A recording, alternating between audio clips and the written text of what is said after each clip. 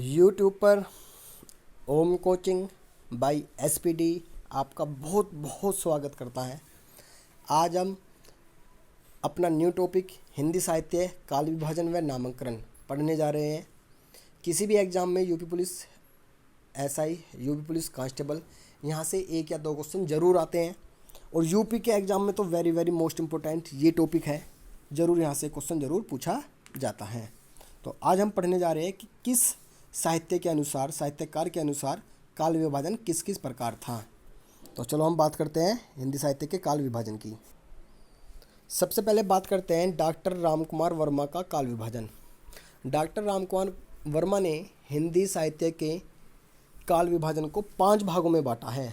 Number 1, सबसे पहले मैं बता दूं आपको, सन 1938 में प्रकाशित हिंदी साहित्य का आलोचनात्मक इतिहास, ये भी इम्पोर्टेंट है। हिंदी साहित्य का आलोचनात्मक इतिहास किसने लिखा? डॉक्टर रामकुमार वर्मा ने। तो डॉक्टर रामकुमार वर्मा ने हिंदी साहित्य के इतिहास का काल विभाजन 5 प्रकार से किया है। नंबर 1, संधि काल। नंबर 2, चारण काल। नंबर 3, भक्ति काल। नंबर 4, रीतिकाल। नंबर 5, आधुनिक काल।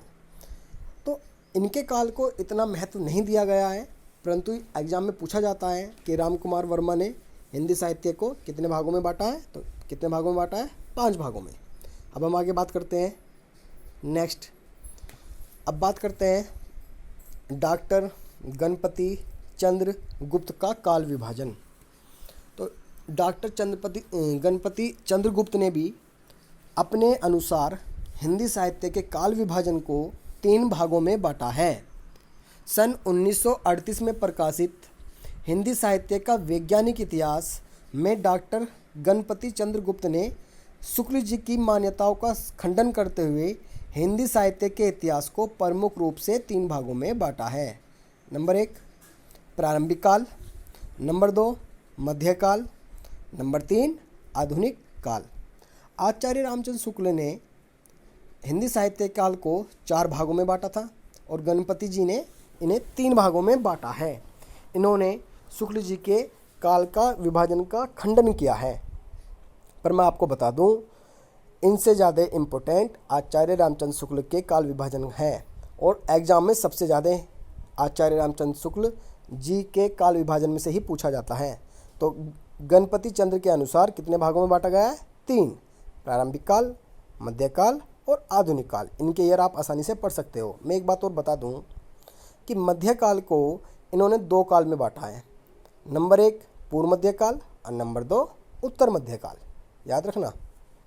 तो अब हम पढ़ते हैं वेरी वेरी मोस्ट इम्पोर्टेंट, सबसे ज़्यादा एग्जाम में पूछा जाने वाला आचार्य रामचंद्र शुक्ल का काल विभाजन। आचार्य रामचंद्र शुक्ल ने हिंदी साहित्य के काल को कितने भागों में बांटा है, आज हम ये पढ़ने जा रहे हैं। तो अब तक मैंने आपको 2 काल विभाजन बताए थे, अब तीसरा है शुक्ल जी के अनुसार काल विभाजन।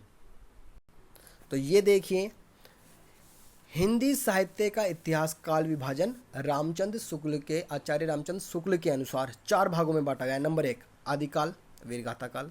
पूर्व मध्यकाल, भक्ति काल। उत्तर मध्यकाल, रीतिकाल। आधुनिक काल, गद्यकाल।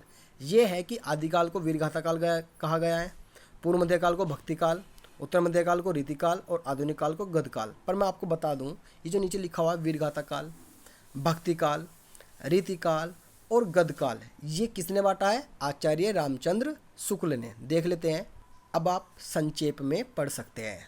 आचार्य रामचंद्र शुक्ल का काल विभाजन।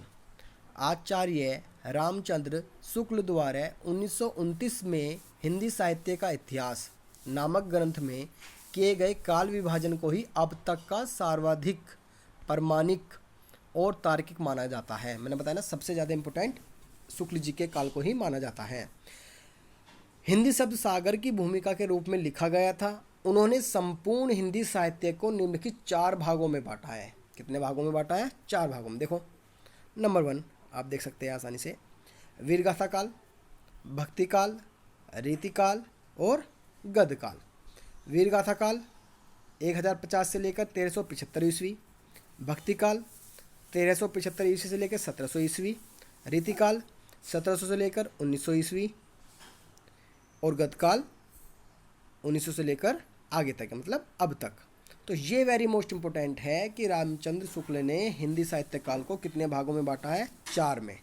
वीरगाथा काल, भक्ति काल, रीतिकाल और गद्यकाल। इन्होंने मध्यकाल को 2 भागों में बांटा अपने अनुसार, भक्ति काल और रीतिकाल में। अब मैं अभी आपको कंपेयर करके दिखा रहा था, अब उसे मैं डिटेल में दिखा देता हूँ आपको।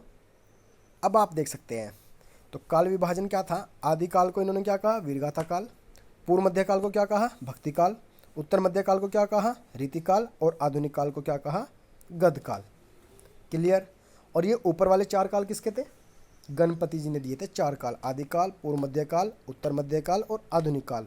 और इन 4 को नाम बदलकर इन्होंने कहा वीरगाथा काल, भक्ति काल, रीतिकाल और गद्यकाल। यहाँ से एक क्वेश्चन पूछा जाता है, मोस्ट इम्पोर्टेंट क्वेश्चन है कि आदिकाल को क्या कहा जाता है? वीरगाथा काल। पूर्व मध्यकाल को क्या कहा जाता है? भक्ति काल। उत्तर मध्यकाल को क्या कहा जाता है? रीतिकाल। और आधुनिक काल को क्या कहा जाता है? गद्यकाल। अब हम इसके बाद इसमें पढ़ेंगे आदिकाल के कवि, पूर्व मध्यकाल के कवि मतलब भक्ति काल के कवि, रीतिकाल के कवि और गद्यकाल के कवि। पर लेकिन आज का हमारा टॉपिक था काल विभाजन, हिंदी साहित्य का काल विभाजन। तो नेक्स्ट टॉपिक में हम पढ़ेंगे इन सभी के महत्वपूर्ण कवि और उनकी रचनाएं। तो हमारी वीडियो प्राप्त करने के लिए लाइक और सब्सक्राइब करना ना भूलें और पढ़ते रहें।